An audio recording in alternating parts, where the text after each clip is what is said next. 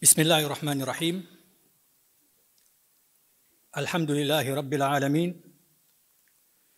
Wassalatu wassalamu ala ashrafil anbiya'i wa imamil mursalin wa ala alihi wa ashabihi ajma'in. Assalamu alaikum wa rahmatullahi wa barakatuh. Lifuatalo ni tamko la BASUTA kuelekea uchaguzi kuhusu kuhifadhi amani, linalotolewa mbele yenu leo kwenye mkutano huu na mbele ya waandishi wa habari. Baraza Kuu la Jumuiya za Ansar Sunna Tanzania BASUTA,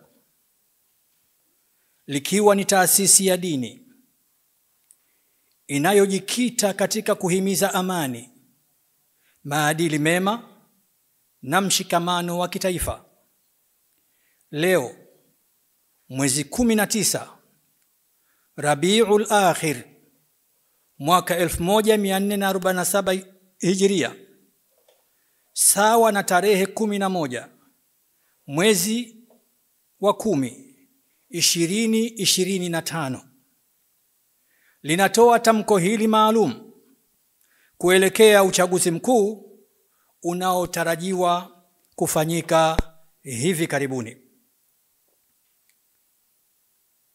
Tarehe 29 Oktoba mwaka huu 2025 ni siku ya uchaguzi wa madiwani na wabunge kwa Tanzania bara,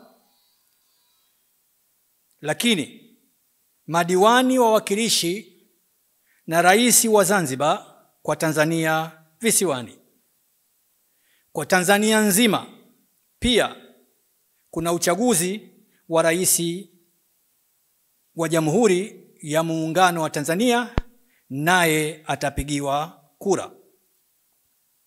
Kwa kawaida, zoezi la uchaguzi ni tukio nyeti kwenye nchi yoyote ile. Kama alikufanyika kwa umakini na kutanguliza maslahi ya taifa, mara nyingi upelekea katika uvunjifu wa amani na hata kulitumbukiza taifa katika janga la machafuko na wakati mwingine vita. Mwenyezi Mungu atulinde na majanga hayo.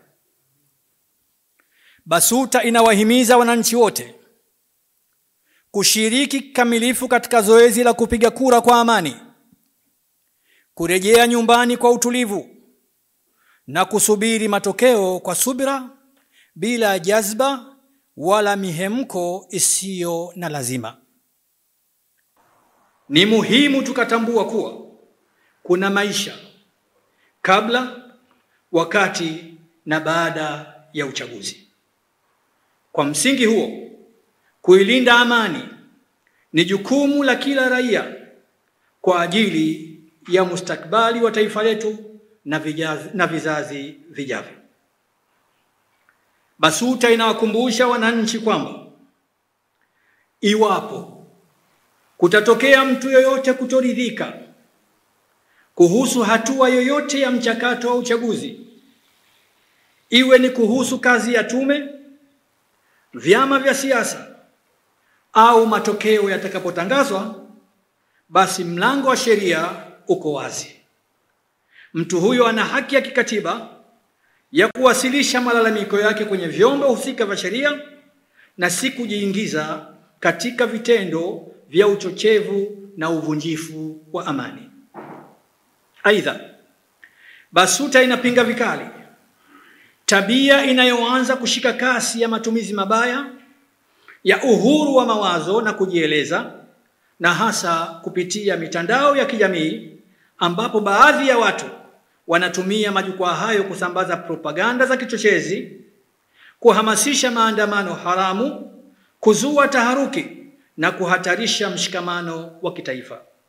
Hizi si njia za haki, bali huu ni mtego wa kuangamiza amani yetu sote.